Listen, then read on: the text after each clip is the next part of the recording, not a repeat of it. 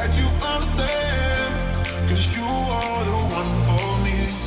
You just believe, you just believe, you just believe, you just believe, you just believe, you just believe, believe.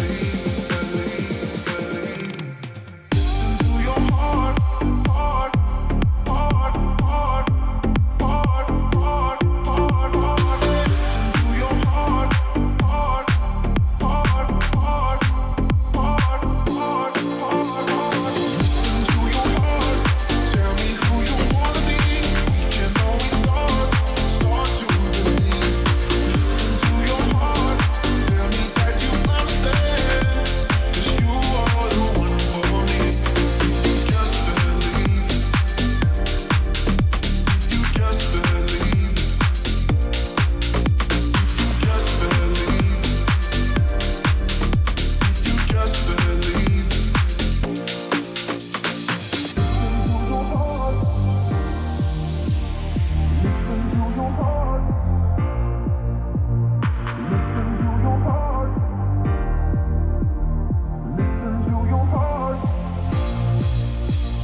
Listen to your heart.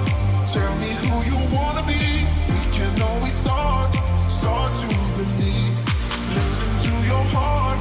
Tell me that you understand, 'cause you are the one for me. Yo. Good evening, everybody. Welcome to another stream. Been a while since we streamed on this channel. Been busy AF with all sorts of stuff, but it's the international break now, so it's a good opportunity to reconvene and see how all of you are doing. We'll do a few streams over the international break. I'm sure there'll be plenty to talk about. We've got a few things to talk about tonight.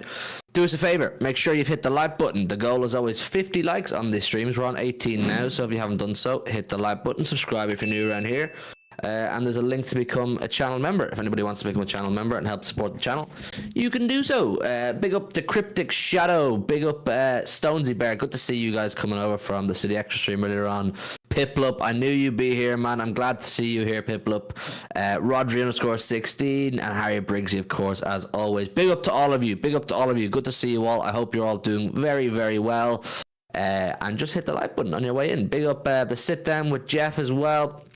Anybody coming in, welcome. Joe, it's been a while since we spoke. I don't think we did even did a show after the Anfield game. I had loads to do, man. I've had loads going on in my personal life that I've had to sort out, but I think I have my shit in order now, so I can give you guys more of my time. I haven't even been on City Extra that much. I've been busy, man. I've been busy, but here we are. We find ourselves in the Champions League quarterfinal, Real Madrid. We find ourselves in the FA Cup semi-final with Chelsea. And we find ourselves still in the mix of a title race with Arsenal on the horizon. But let's start with the first part of the title of the stream, which of course is Pep using the dark arts. That is related to injuries. Everyone's talking about injuries at the minute. We've had Gabriel pulling out of the Brazil squad. We've had obviously Ben White saying no. We've had Haaland now apparently getting a knock today. We're going to go into that. De Bruyne obviously isn't involved in the Belgium squad. How do you assess this situation? Players not playing for their international teams. Is there a darker reason to it? Essentially, I went over it a bit in City Extra earlier on. I think there is. Of course there is. It goes back to Fergie being in charge of Man United. They used to do it loads. Like, it's nothing new. Do you remember when... No, I don't think he's done it this time, but do you remember back when it was Prime City Pool, when it was like 99, 98 points? Liverpool players, Trent pulling out left, right and centre straight after the international break. Who's playing against us? Like, it just happens. You live with it, essentially. It's not something that, I mean, to my knowledge, it's not something that under Pep we've done too much. Which is why the Haaland one's an interesting one, because it's not something that we've regularly gone, yeah, pull out your international squad. We need you for these last games. You know, Pep's often been like, I think there was a Pep quote before the international break where he said he was just hoping that we come back unscathed, because we let players play for their country if they want to, but I'm not surprised Ben White said no, even if they weren't in the title race, because he just doesn't like Southgate. But the Gabriel one, like, I get it. It's nothing new. It's there. It's 100% mind games. They'll be fine. Well, as I said on the actually on this City Arsenal game is the biggest game of Mikel Arteta's career as a manager. It just is, hands down. So look, seeing a few Arsenal players not turning up for England, seeing a few City players not turning up for their country doesn't come as a surprise. And as Briggsy says in the chat, injuries this time of the season make or break time. You do have to genuinely consider and speak to your top assets, your best players, and say, look, it's friendlies, for fuck's sake. Do you know what I mean? And you're proven at international level anyway, Kev De Bruyne, Erling Haaland. It's not as if you're not going to get selected for future squads. We have Arsenal coming up next week. I see people already talking about Real Madrid in the chat. We've got Real Madrid coming up soon. It would be a fucking disaster for Haaland to turn up for Norway and snap his leg, for De Bruyne to redo his hamstring. It would be genuinely close to season defining. And when I say defining, I mean make or break. It could genuinely ruin our season if one of those two players was to pick up a knock. So it doesn't come as a surprise to me that these reports are coming out about. We know De Bruyne is not going to play for Belgium. That's confirmed. And I wouldn't be surprised if Haaland doesn't play for Norway. Now, if Haaland does play for Norway, that means he's sound. He'll play. He'll play for City against Arsenal. He's fit. There's no issue. But if he doesn't play for Norway, I'm still not looking at that and saying Haaland won't play against Arsenal or Haaland is out now for a few weeks and months. I think there's a huge amount of preservation and precautionary activities going on amongst the top managers right now, because they all know we're in a 3-horse race. Some of us are in multiple competitions. Arsenal, of course, have Bayern Munich to deal with. It's just the reality. It's just the reality of like these guys don't really probably want to play in these international friendlies. Like I said earlier on to the extra, if it was a Euros qualifier or a World Cup qualifier, like a game that had significance and importance behind it, I believe it would be business as usual. These players would go ahead and play for their nations. But it's just unnecessary, and they don't need to play friendly games. They're already fit and sharp. They've been playing all season or training all season, or they're at full fitness right now, which I believe both of them are. I mean, every international game is important. I don't think friendlies are. I don't think friendlies are. These international friendlies, people, they're like our preseason tour. Do you know what I mean? This is what they are, because you got the Euros coming up this summer. So this is like their mini preseason for the Euros. They're getting their shit together slowly. It's not really important. And by the time the Euros comes around anyway, Joe, the players are going to be fit off the end of a full season anyway. Well, yeah, you consider that and the whole player welfare argument, where you've got players coming out left, right and centre saying there are too many games. Why would they be asked about international friendlies if they're an established international football player already?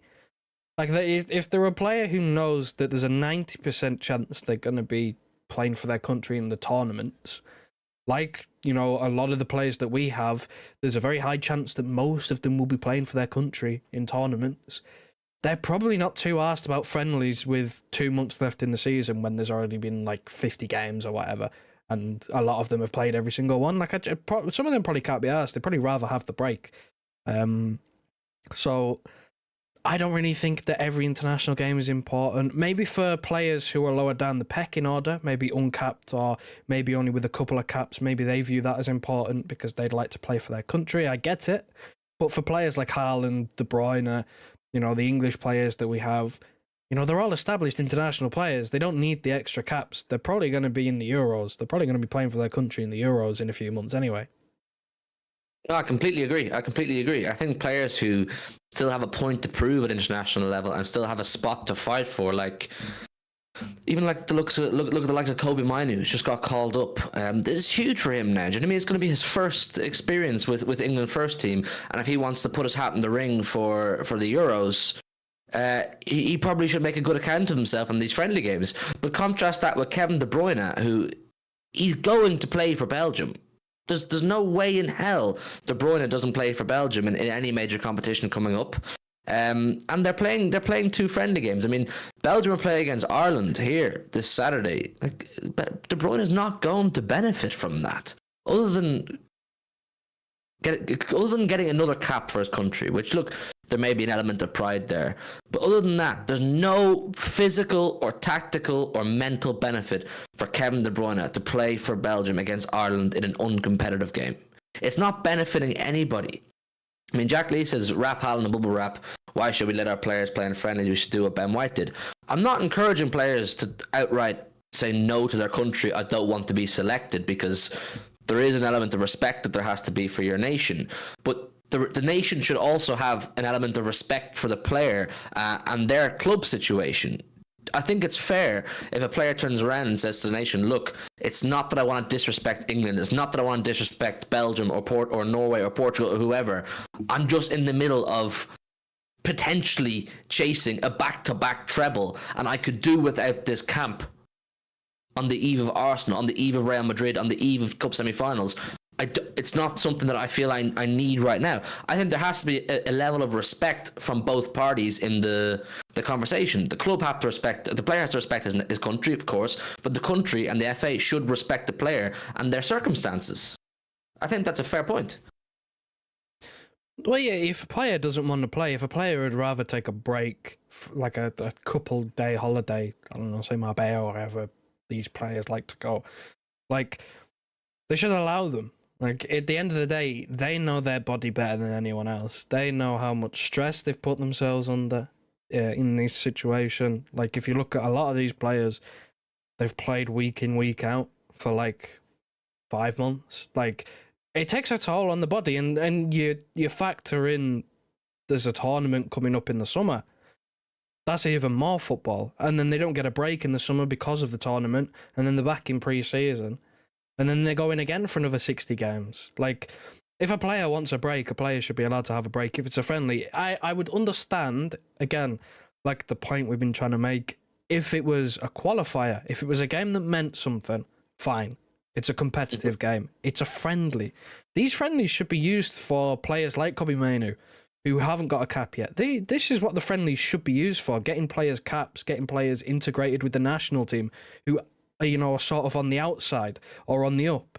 That's what these friendlies should be used for, not for these established international players just for the sake of playing more games. Like, there's no benefit to playing these established players and winning, because you don't get anything. What is there to gain from winning a friendly? Morale boost. It doesn't really matter, considering there's going to be another few months before they even meet together for internationals anyway. Yeah, I think there should be a I don't know, like a system whereby it's understood that players who have proved themselves at international level shouldn't really need to continue playing in these meaningless friendly games. Like, if they want, they should be given the option if they want to play or not. Like, if they want to play, fair enough, go and play, but they shouldn't have to after years and years and years of doing the friendly games, going to tournaments, doing all the camps, doing all these things. I don't think they should be put under major pressure to play in friendly games. I think you're right. I mean, I get playing for your country is a privilege, but challenging for a treble, challenging for a Champions League, being in a title race, that's also a massive privilege. And I would consider that more of a privilege than playing for Belgium in a friendly game against Ireland at this moment. I would, because not many players get to challenge for these trophies. So when you're in that position, you have to weigh up what's the biggest privilege. If we're going to talk about privileges, you can't downplay the position that our players are in at club level. So I think they should be allowed, given the option, if they're already seasoned internationals who've been doing it for years and years and years. It's like they've done their time doing the friendlies. We know what they're going to bring when they go to a tournament. I think you're right when you say players like Kobbie Mainoo, players like Cole Palmer, players like, I don't know, there's plenty of them in England right now who you want to see them at international level. You want to see what they look like in an England shirt and playing against another nation. It's a shop window opportunity for them. You don't need to see Jordan Henderson playing for England. You know what he's going to do. You don't need to see Belgium have Kevin De Bruyne. You know what he's going to do. Like I said, I want to reiterate, if it was a competitive game and there are Euros or World Cup qualifiers or even Nations League, because it's silverware, it's competitive football, I'd say fair enough. But in the middle, or not even the middle, we're coming towards the end of a season, crunch time in a season, to be demanding players to leave their club setups to go and play 2 friendlies. Man, I just think it's over the top. I mean, how fuming would we be? I mean, I say the same for Ireland players. I'm Irish. I say the same for like Evan Ferguson and that. How fuming would we be if Erling Haaland went and snapped his ankle this week, or Kevin De Bruyne does his hamstring? in a friendly game, and then we're getting to the end of the season, and maybe we say we haven't won what we thought we could have won because so and so player did this in a friendly game, Joe. It's just unnecessary. It's unadded stress. It's unneeded. A friendly game is, like you said, it's a shop window. It's the opportunity to give players sort of these players on the outside a chance. You look at players like, for England, you named them Kobe Mainu, Cole Palmer, players like Jared Bowen, players who are sort of, they get in squads sometimes, but they rarely get game time. It'd be a good chance to give, the more senior players a rest. Because think about it in the other way as well, when you say it's a privilege playing for your national team. Of course it is for these players. But imagine if you give the likes of Harry Kane, these sorts of players 2 weeks off at the end of the season. Not only is that going to benefit his club, it's actually going to benefit his country, giving him a 2-week rest before a big international tournament. Like, it just works for all parties, giving these senior established international players an international break off every now and then, because they get to rest, recharge the batteries. And again, like I just said, it will only benefit the national team because of this 2-week break, because he'll come into the Euros having had a recent 2-week break from footballing activities, and he should be fresh. And then that boosts the chances of winning the tournament. I couldn't agree anymore. I don't think chemistry should be an issue at this stage with the seasoned players. I think seasoned players who are at it for years, if they don't have chemistry at this point, they're not going to get chemistry at all. That's just the way it is right now. Because I get it, Piplup. Not everyone's going to agree on these things. It just is what it is. I care more about club than I care about country, and I don't hide from that. I do. International football isn't something I'm too bothered about until major tournaments come around. Then I get behind it, just like everybody else does. But between September and May, Manchester City is all I think about, and what's the best for Manchester City players. What's going to give us the best chance at success? That's all I care about between September and May. The summer months, in my head, international footy, bring it on. I love it. I enjoy watching it. It's like a festival, a celebration of football and great nations playing against each other. But I'm sorry, between September and May, it's just City, City, City. I just want the best for Manchester City.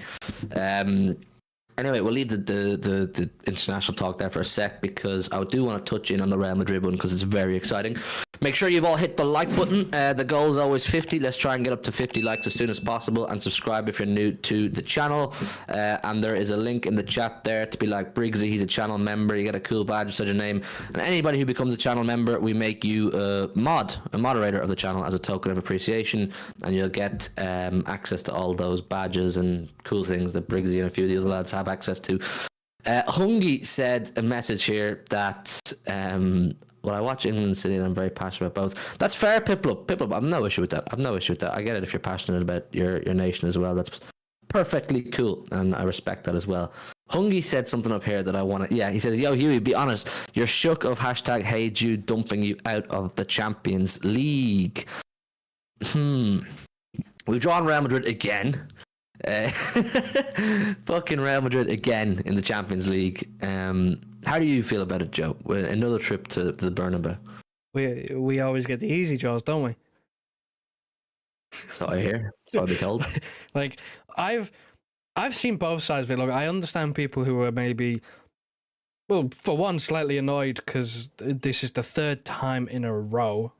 Albeit, this is kind of expected because when you think of Real Madrid, they're kings of the competition. So, you kind of expect that if you're going to win it, you're probably going to have to go through them at some stage, because that's just what Real Madrid do these days. They make the Champions League look like it's easy to win. That's just what they do. So it's a common thing to have to play them and beat them to win it. Just ask Liverpool. They lost 2 finals to them.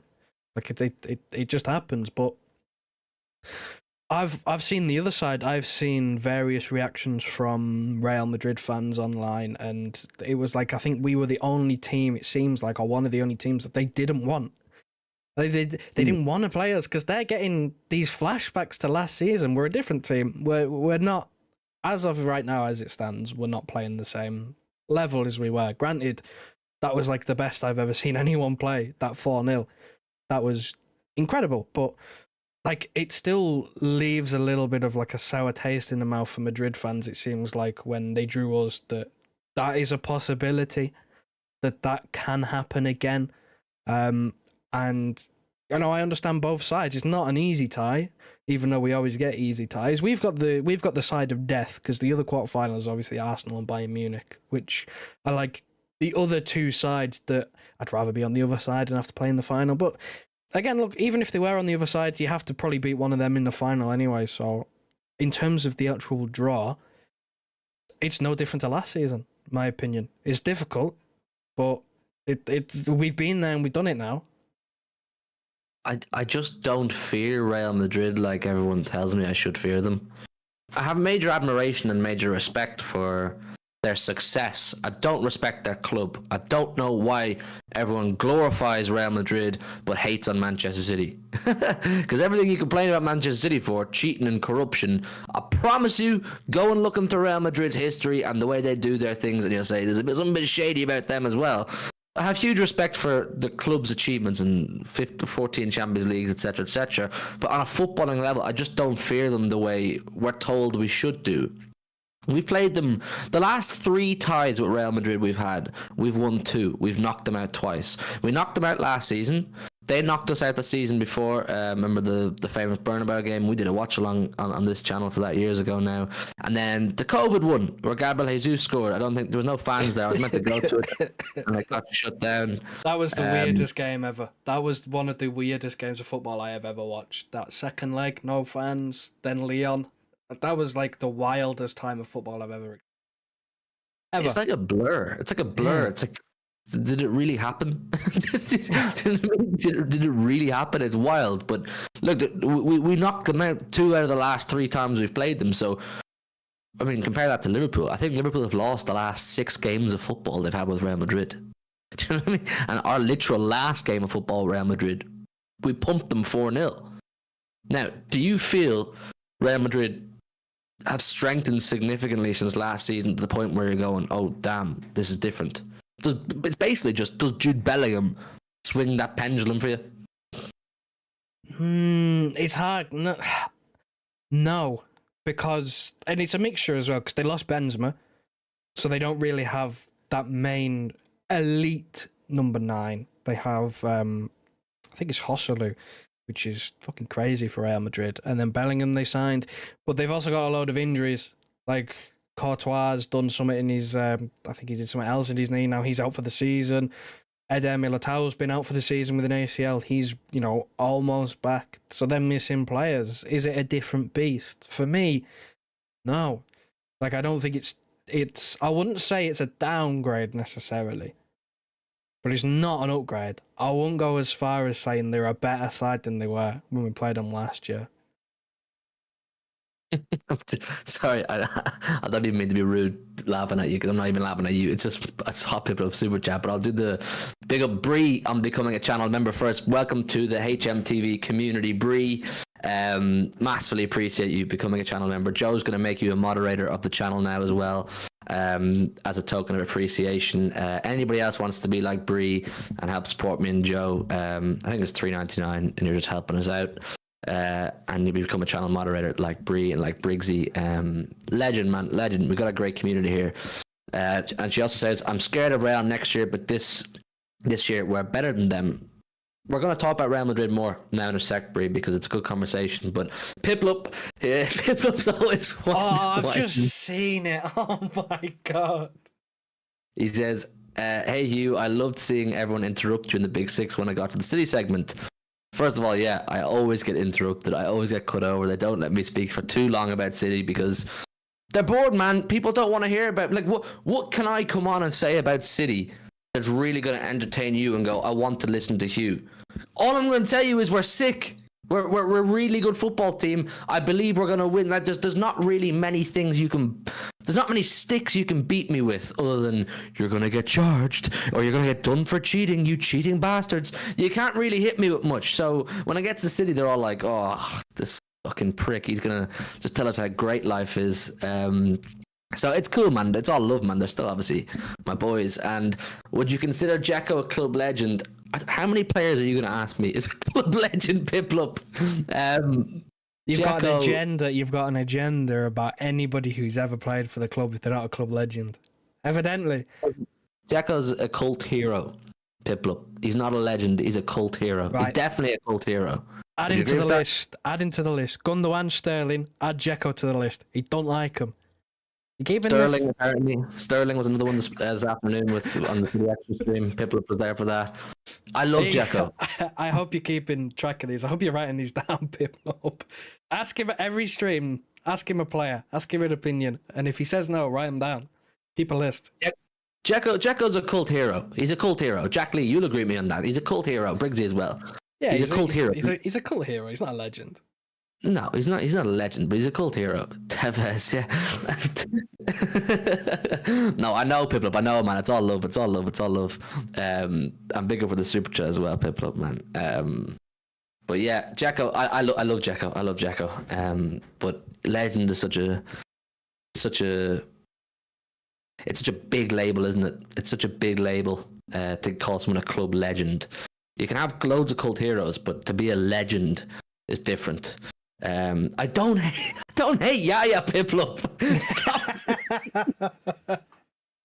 Piplup, you're a wind-up merchant. He said as a City player, Gundogan has the better legacy one time, and now he hates Yaya Toure in this I man's love eyes. Piplup, man. I love Piplup. I love Piplup, man. He's one of the funniest guys I know. Big up Piplup as well. Yeah, I know, Jack Lee, you're right, man. The way Pellegrini sold Dzeko for Boney. Jesus. that wasn't one of our brighter moves as a club. But listen, we'll go back to Real Madrid. Real Madrid, I said to you, or Bree said she thinks Real Madrid this year were the better team. I'm inclined to agree. Goder's a club legend, I think. I think you got to put Goder as a club legend, Bree. But anyway, Joe, Real Madrid, how do you feel about it in general? I think the key thing here is the fact that we have the Bernabeu first. I'm going to the Bernabeu, can't wait. Briggsy, I assume you're going. Jack Lee, I hope to see you there as well. Piplup, I don't know, do you go to the games? But if you do, I hope you do. The key thing for me is we have Bernabeu first. I think last season was the big education for us when it comes to Champions League. It was the big education for Pep Guardiola as the Man City manager in the Champions League. And I think we all learned pretty quickly that going away first and just not getting thumped is a good result. I'm not going to lie now. This might be a wild statement for some of you lot. I'd take a 1-0 loss in the Bernabeu if you said it to me. I would. If you said you're going to lose 1-0 in the Bernabeu, I'd be going, that's okay. It's all right. Once we can get back to the Etihad and do our business there, it's cool with me to lose 1-0 in the Bernabeu. But I still think we can go there and win, and a draw would be a great result too. Well, we almost had the perfect draw last year, didn't we? Where the only tie that we weren't away first was Bayern, and we pretty much had it wrapped up from the first leg. Like that was our route to the final. You know, Leipzig away leg first was a draw. You know, Madrid away leg first was another draw. And then you look at the home legs, they were absolute maulings, both of them. 7-0, 4-0. Like, that's how we did the business, and it suits us. We've been semi-blessed. I can't really say we've been blessed with the draw, because we've ended up with Real Madrid. But the fact that we're away first is a massive help, because, again, like you said, if we can... A draw is a great result, because it basically nullifies that game, because there's no away goals. It nullifies that game. It's just a one-off 90-minute shootout, and we're the home side. So a draw is a great result in the Bernabeu. And like you said, 1-0 loss, not the end of the world. Really not the end of the world. I'd be slightly concerned if we lose 1-0 but we get absolutely annihilated. Like, we get dominated but we lose 1-0. Because it's on paper it's a good result, but it doesn't bode well for the second leg being absolutely bland. But I still take it. I don't want it. Of course, I'm going in with the mindset of I want to win that game, because if we win away, it's like we're almost already there. You can't think that with Real Madrid, because it's hurt us before. But if we win away at the Bernabeu, they've got an immense mountain to climb. Like, that's a huge result. But a draw, there is really no bad result. The only bad result is, again, getting absolutely annihilated and the tie's over. Because if we keep it close, even if we lose, then I back us at home. Our home record's still good. I back us at home. We have some mad record now in European football in the Etihad, don't we? We break so many records. I can't remember them all off the top of my head, but I believe there's some record where we've not lost at home in Europe in some crazy amount of games. But guys, there's 30 in the building and we're on 30 likes. So if you haven't hit the like button, make sure you've hit the like button and help us on our road to 50. The goal is always 50 likes in these streams.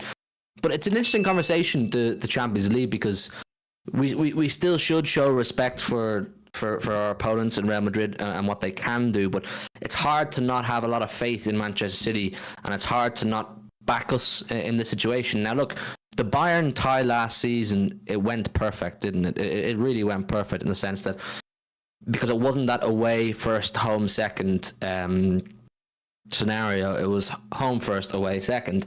If you're going to play the home leg first, you got to kill them, in my opinion. You really got to kill them like we did, because you don't want to win 1-0 at home or even draw at home or 2-1 at home and then go back to their place. And then, you know, it basically similar to what happened the previous year against Real Madrid. So the home versus away leg thing, I find, 20 plus home games unbeaten, Briggsy. I knew it was something mad like that. But look, if we are to win the Champions League this year, no one can fucking argue that we deserve it. No one can talk about easy draws. No one can complain that City, you know, have corrupted their way or they fluked their way to winning a trophy. We have been given the hardest draw possible. And weirdly, I'm very confident about it. I'm welcoming this challenge against Real Madrid. I'm really looking forward to it. I mean, someone mentioned Jude Bellingham in the chat there. I'd love to smash Jude Bellingham and show him that you did join the wrong club, mate. You did join the wrong club. You thought you were all sick going to Real Madrid and going like that all the time. Well, Erling Haaland and Manchester City are going to show you what it's about, mate. Well, I mean, here's hoping. He loves a goal against us. So if you're a betting person, that'd be a banker. Because when he was with Dortmund, he always used to score against us. But I think if I'm a Real Madrid fan, if I'm putting myself in the shoes of a Real Madrid fan, I'm probably... The only way I'm comfortable after the first leg is if they're 2 goals up. And that's the only way I think a Madrid fan can be comfortable. I think if it's 1-0, 2-1, it's not comfortable at all. Like, they're sitting there and they're a little bit nervy. Yes, they're up. And, you know, we're behind and a goal means that, you know, it would send it to extra time if it's a goal difference in the second leg. But 2-1, dangerous. I think they'll be looking at, if they want to progress, if they want to give themselves the best chance to progress, they need to win by a couple of goals in that home leg, which, again, goes back to the point, if it was the other way around and they were away first, look at the 4-3. They were probably buzzing with that 4-3 because we slapped them and they got 3 goals and we're only down a goal going into the second leg at the Bernabeu. They were probably dead happy with that because it could have been much worse. So I think you flip it around on its head and we keep it close. I back us. I'm looking forward to it. I'm looking forward to going to the Bernabeu. Briggsy says, pretend we do beat Madrid. What we saying for semi, Arsenal or Bayern? My answer is Bayern, Briggsy. My answer is Bayern, but that's going to blow smoke up the Arsenal fans' arse. it's gonna gas them up to say, oh, we're afraid of Arsenal. No, I'd rather play Bayern because I think Bayern. I fancy us, first of all, and I just hate playing English clubs in European competition. I hate that feeling of playing against another one of your domestic rivals in European competition. I'd rather play Bayern because they're a European club. I'd rather play Bayern because I just fancy us to beat them. We beat them last year. So, and again, you asked the question, have Madrid gotten better? Have Bayern gotten better? No, they've got worse. They're not even going to win the Bundesliga. I just don't know, man. I think the Arsenal fans believe that this Champions League business is much easier than it is. Do you know what I mean? I know Bayern, listen, on paper, Arsenal are probably better than Bayern right now. But look, it's not easy, man. The Champions League is not an easy competition. All of a sudden, if you don't have the experience and the know-how, you can get dumped out by someone that you shouldn't get dumped out by. Do you know what I mean? Well, look at Arsenal against Porto. Was that a convincing 2-leg tie from Arsenal? They have some fucking neck, do you know that? They've got some neck after that tie to be like, aha, look how much we've rattled all these other fans. No, it's merely observing the fact that you went to penalties with Porto in your own stadium. It's not being rattled or being obsessed with Arsenal. It's an observation about how you went to penalties with a team that if you're as good as you say you are, you should be absolutely annihilating. You know what I mean? Because they were going into that game battering Burnley's, West Ham's, and Sheffield United's like it was fun. And I said before that tie, it's different. Champions League is different to Premier League. In Europe, no one gives a rat's arse how many goals you put past Burnley. The air is different. The vibes are different. The lights are brighter. How many times over the years were we battering teams left, right, and centre domestically? Then we play Monaco, Lyon, fucking all sorts of random teams in Europe and get knocked out. Or Tottenham. Get knocked out by Tottenham. It's different. Champions League is different. Well, you look at the standards as well. I mean, where we literally just said about 5 minutes ago, losing 1-0 in the Bernabeu is not a bad result. We're talking as if we're confident in our team in being able to overturn a 1-0 deficit against Real Madrid. Arsenal struggling to overturn a 1-0 deficit at home against Porto. Like, that was not convincing at all. And they got through it, and I guess that's all that matters. But having to go to penalties against Porto is not a good look for a team who have been bigging themselves up to win everything that's put in front of them. You know, to struggle over the line against Porto with a 40-year-old Pepe and it's what is supposed to be the best team in the world with the best right winger in the world and all. We've been over this before. It's not a good look. They got the job done, but like it's not convincing. That Saka performance. I mean, we've spoken times on this channel about, you know, our opinions on his ability as a footballer. They drop a performance like that against Bayern Munich. I don't care how bad they are at the moment. They'll punish them because Bayern Munich, for as bad as they are, they have individuals that can produce on moments and capitalise on errors. Mm-hmm. Of course. I mean, Harry Kane, I know everyone likes to laugh at the curse and how he's been a bottler his whole life, essentially, but fella can still score goals. Do you know what I mean? He can still punish. And if you watch the Arsenal-Porto games, Arsenal were leaking chances. This mighty, impenetrable Arsenal defence that we've been hearing about for so long, it was punished. It was opened up quite a few times, and a more clinical team than Porto will punish you. And that's just the reality of playing Champions League football. I mean, Piplup says Arsenal have the most cocky fans in the world. They definitely have the most sensitive fans in the world. They really do. Now, look, I know plenty of decent Arsenal fans who are level-headed and, you know, they don't get ahead of themselves. They don't start saying things that are, you know, dumb. Like Turkish, he's a pretty level-headed Arsenal fan, to be fair to him. But there's a lot of them online. You know what I mean? I spend a lot of time on Twitter, and a lot of them they're really sensitive. They get really upset if you're remotely critical of Arsenal or you suggest they don't have, or that they're overstepping the mark. I mean, you must experience this as well, Joe. Yeah, I mean, I've got people that I know. My brother, one of his best mates, I've spoken to before. He's an Arsenal fan, and they are so cocky. They are so arrogant. They speak how we should be speaking. They speak how, like, they've won everything. They've won it all. They've been there. They've done that. They've done everything in football. They're the best team that's ever walked the earth. Like, we thought a few years ago, Liverpool fans were bad. This is like a new breed, because at least what I could say about Liverpool fans is they were successful. You know, Klopp won a Champions League, a Premier League. He won trophies. Arteta's won an FA Cup, been dumped out of the Europa League on penalties, just about squeaked through in the Champions League on penalties, bottled top four, bottled a title, and won a McDonald's dinner plate. And they're speaking like they're the greatest team ever. Like, maybe one day, but don't get ahead of yourselves now, because it will happen. We've been there. We've been disappointed in European campaigns before, so we know what it feels like to get knocked out in the Champions League when you really shouldn't. We know it. We know it all too well. And Arsenal fans dare that happen, they'll be, you know, slapped right back down to reality. Like, they don't know what's about to hit them if something like that happens. They don't know how to react. That's what I'm saying. They don't know how to react. Like, when I was saying those things about the Champions League being different, and it's just a whole different dynamic to playing domestic football. You know, to basically humble yourselves a bit. You have. This is the first time you've been in a quarterfinal in 14 years, essentially. And this crop of players, other than Jorginho and there's one more, Havertz, have no real Champions League experience. they're talking like a team. They're talking like a fan base, like a club that could really make headway. And when I was like, look, just humble yourselves a bit, take it in your stride, just take each game as it comes and learn from it, I suppose, and whatever happens will happen. Take fucking offense to that. As if like, oh, you know, you're cheaters, first of all. Obviously, that has to come out. And then it's, oh, you know, your Arsenal live rent-free in your head and, oh, we're going to win this, we're going to win that. I'm like, you're just fucking boring now, mate. You're just fucking boring. Like, you can't have a real conversation with some of them. But like I said, there is some decent ones out there. But yeah, man.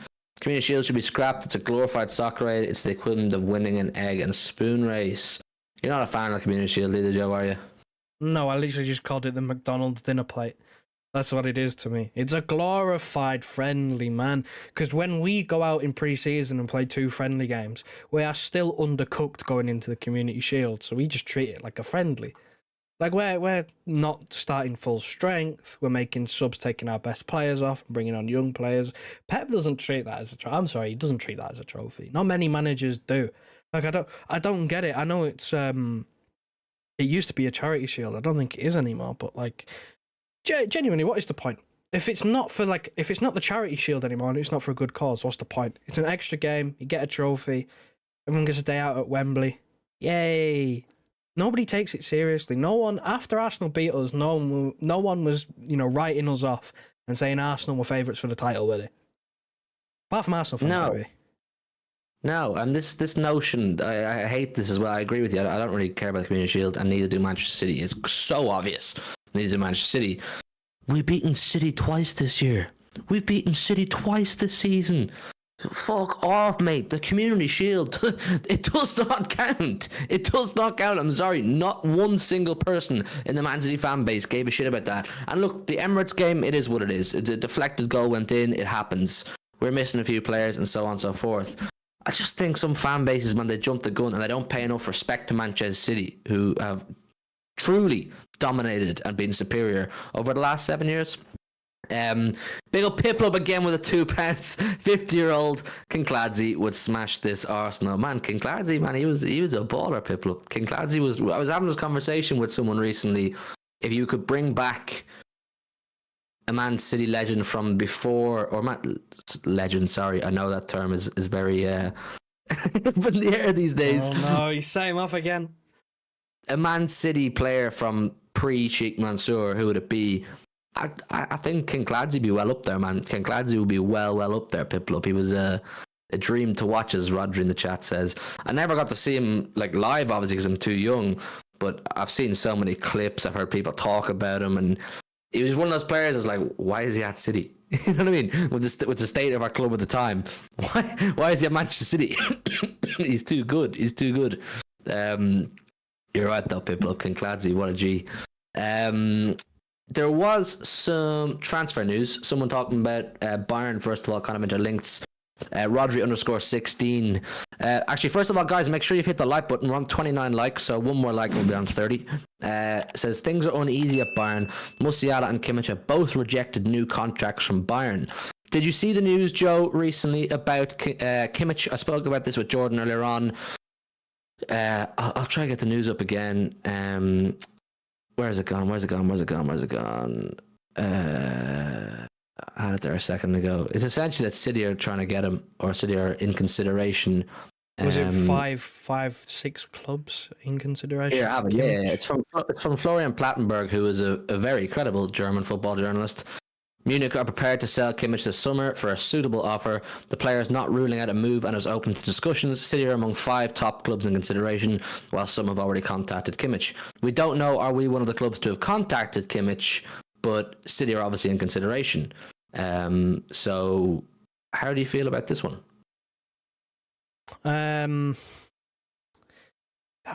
It's a proper Pep signing, because not only has he worked with him before, but he's very suited to this whole small squad but very versatile thing that we've had going for the last few years, in which you can play a few different positions. Could play as a 6, could play as an 8, could play as a right back if you wanted him to, invert into midfield if you wanted him to do that role.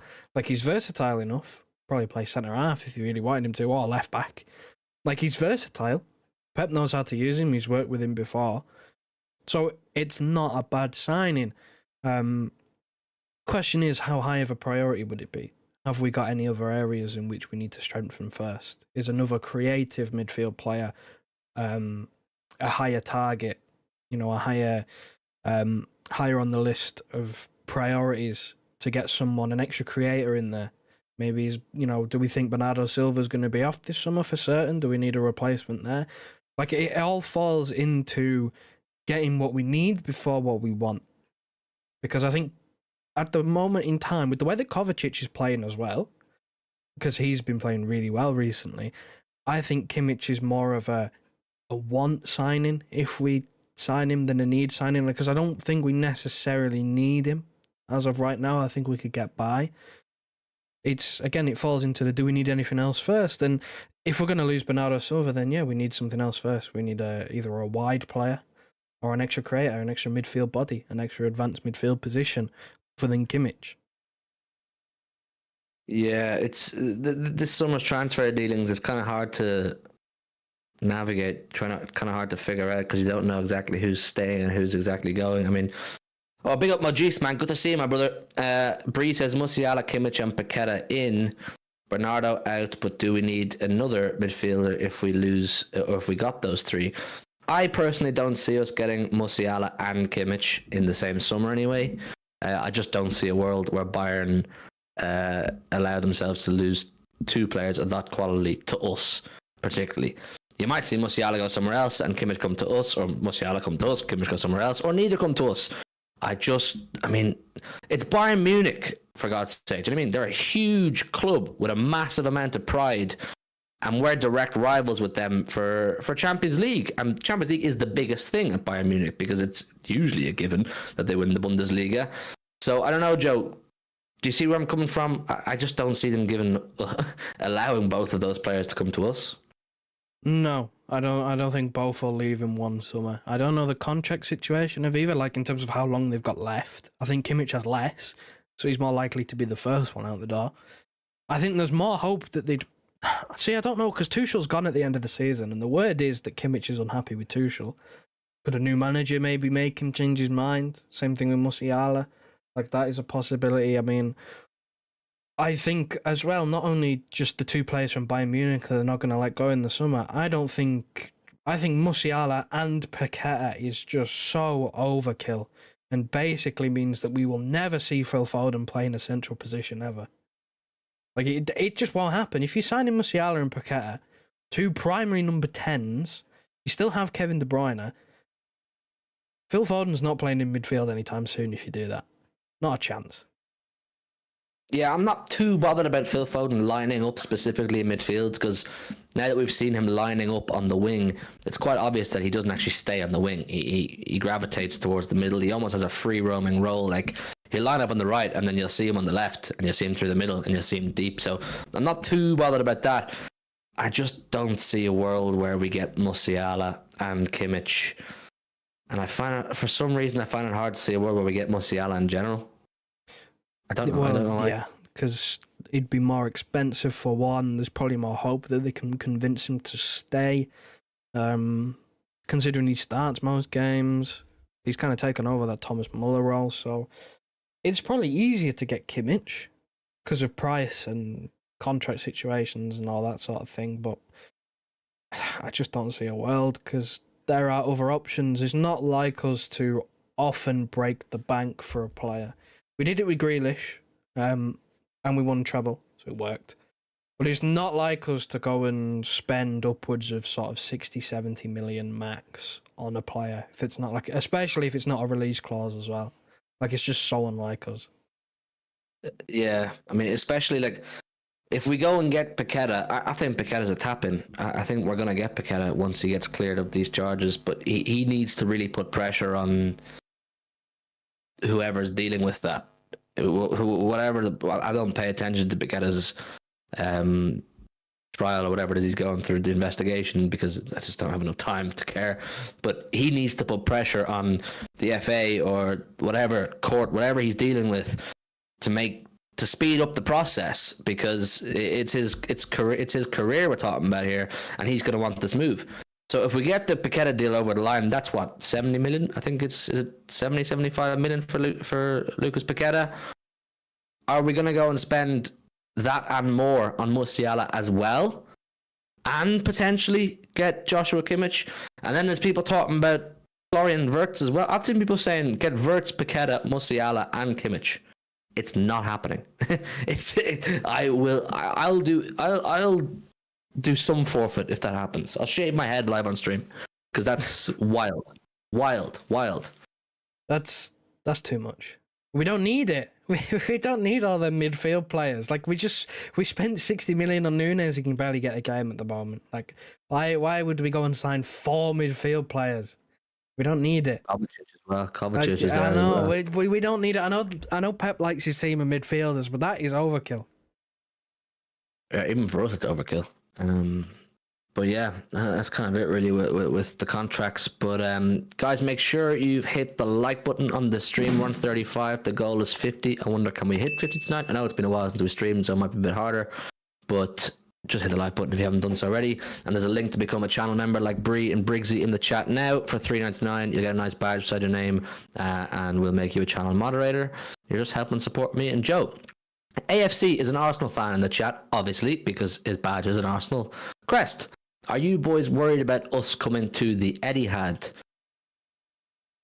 Yeah, of course I am. Of course I am. I think it would be silly not to be anxious just because of the stage of the season we're at, the form Arsenal are in, the form we're in, everything, all the variables considered. It's a huge game, Joe. Am I worried? Oh, see you soon. Why not, Joe? No, I'm a little bit on edge. I wouldn't say I'm worried because I'm never really worried. Before a game, maybe during a game. Like I was worried when we were at Anfield, and it went to 1-1, and the momentum just swung the complete opposite way, and we didn't get a kick for 20 minutes. I was a little bit worried when Salah came on, shitting myself a little bit. I'm not the one to get worried before a game. I just don't for some reason. I just don't. But am I a little bit on edge? Yes, because Arsenal, barring a couple of games recently, you can say they're just cannon fodder because they've been at the bottom, but they've been slapping teams. Like you mentioned, the West Hams, the Sheffield Uniteds, they're at the bottom, but we didn't slap Sheffield United. We didn't put 6 past them. So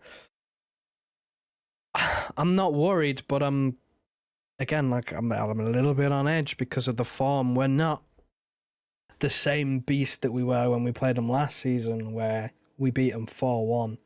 Or we're not currently that.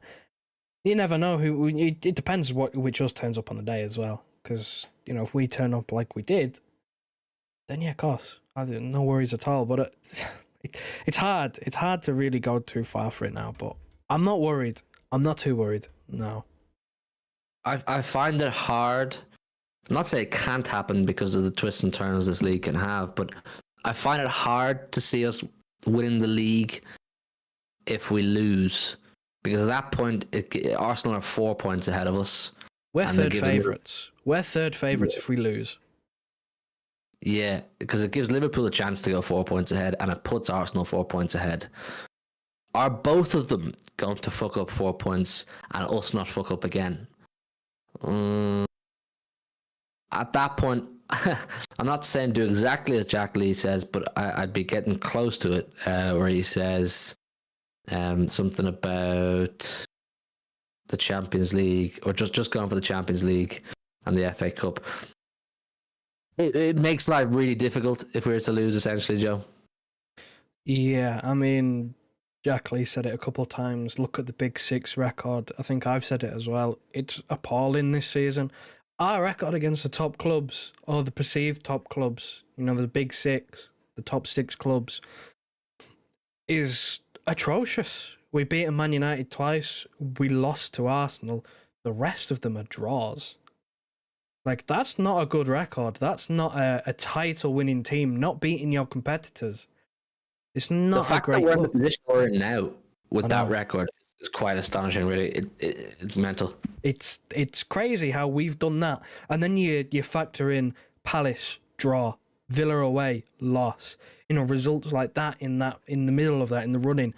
The fact that we're still only a point behind is nothing short of it feels like a miracle given our record.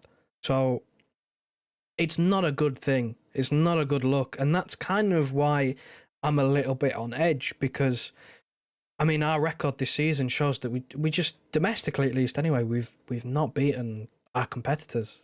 We're just not putting them away. We're not. We're struggling against anyone who's any good. So that's why I'm a little bit on edge, because we have to win, even a draw, because then that gives Liverpool the opportunity to go clear. Like a draw would give Liverpool the opportunity to go 3 points clear of us, 2 points clear of Arsenal. It's a must win. We were saying at Anfield it was a must not lose, and we didn't lose. This is a must win. Have to win. Yeah, this is absolutely must win. And I agree with Pipple up here. He says, Jack has to start against Arsenal. If Nico Williams Jr. starts, I'm going to lose my head. I need Jack Grealish for that game against Arsenal. I really do. Would Arsenal take a draw, do you think, in this game, yeah? Just to stay ahead of us? Possibly, because Liverpool winning had put them 2 points ahead of Arsenal. So a draw is not disastrous for Arsenal. I think if Arsenal lose, then yeah, because they'd be third, and then they'd be third favourites. But a draw, I'm sure they probably wouldn't take a draw, because right now they're sitting top on goal difference. So they're in charge of their own destiny, essentially. They just keep winning, they'll win the league. That's the bottom line. So I don't think they'd take a draw, but I don't think they should be too annoyed if it was a draw. It's a mental game, man. It's a mental game. I wish it was coming sooner, because I need to get it out of the way. We're 9 likes off our goal of 50. So if you haven't hit the like button, make sure you hit the like button. It helps me and Joey Boy out. And subscribe if you are new around here. There'll be a link in the chat, as always, to become a channel member if anybody fancies supporting us further. You'd be an absolute legend. But look, I don't think it's the end of the world if we were to lose, but I think it makes life really difficult, because look, there's still North London derbies. I think United have a big say in this. I think Chelsea have a bit of a say in this as well somehow. It's second to last game. That second, because we've moved forward in the FA Cup. Spurs away being the second to last game is it scares me so much, because we scored and we won there this season, but we made hard work of it. It was very, very lucky the manner that we did it in. So Spurs, the fact that the season can be decided by Tottenham, because they play all three of us towards the end of the season, is mental. That they can, in theory, decide who wins the league and who doesn't. That's a mental thing to say. Tottenham Hotspur are in charge of who wins the Premier League. It's horrible. It's horrible. But yeah, it's just the way it is. See, the audio came out for the docu on McAllister raised foot. The Liverpool fans are absolutely losing their head. I'm just flicking through Twitter here now as we're chatting. Liverpool fans are having a meltdown. Liverpool United fans are going back and forth today like it's no man's business over all sorts of things that I don't want to get into, but that's what the international break does, man. It drives people crazy. Why is that Spurs game pushed? I never even saw it confirmed. Because we went through in the FA Cup, so we had Spurs and Brighton moved because we're at Wembley, and then I don't know when they're going to get redone, because there's obviously the potential of a Champions League semi-final in there as well, so I really don't know. But I saw Sam Lee say it was moved to the second, or it could be moved to the second last day. I think it has been moved, but if we get through to the semi-finals of the Champions League, I think it becomes the midweek slot before the final day of the season. And that's just long. That is just so painful, having to go to Spurs at that point in the season and going. Because imagine we need to win. Imagine we need to win Tottenham away, second last game. Yeah, and I think the top 4 race is going to go to the wire as well, so they'll be able to win that. They'll be up for it, because their season could be on the line as well. Yeah, fuck. Back to a place. We've never scored there in a league game. Never won or scored there in a league game. And we have to go and Oh, Jesus. The only goal we scored was from a scrappy corner, which they all pleaded for a foul from as well. So it was even like kind of a 50-50 of whether the goal would even stand. And we have to go there and potentially win on the second to last game of the season. Yeah, it's mad. Pip up, Hugh, did you see Manu made the England squad over Rico Lewis? Are they high or stupid? Neither. Rico Lewis has played about 10 minutes of football in the last, 3 months. I'm not surprised. They're also at different positions. England are stacked in Rico Lewis's area of the pitch, aren't they? And yeah, you're right. Manu's played a huge amount of football in the last few weeks, hasn't he? Or the last couple of months, so he's fit and able. Whereas Rico Lewis is, he's barely featured. But it is what it is. It is what it is. Look, I think we're going to wrap it up there. We just wanted to do an hour for you and get to see all of you again because it's been a while. If any news pops tomorrow, we'll go live tomorrow night as well. We're going to do a good bit during the international break and build our way into the next couple of months because the next couple of months are absolutely huge, aren't they? Champions League trebles, man. Maybe treble. That's the title of the stream. Treble Talk Rising, because it is, and it's going to continue to rise as we keep going through the weeks, hopefully successfully. Pip's not happy about Minu getting in. Right, listen, hit the like button on your way out, subscribe to the channel if you're new, and we'll see you maybe tomorrow or the next day. We'll be back this week if any news we're talking about pops. Good night and God bless. Wrap her up, Joey Boy. Listen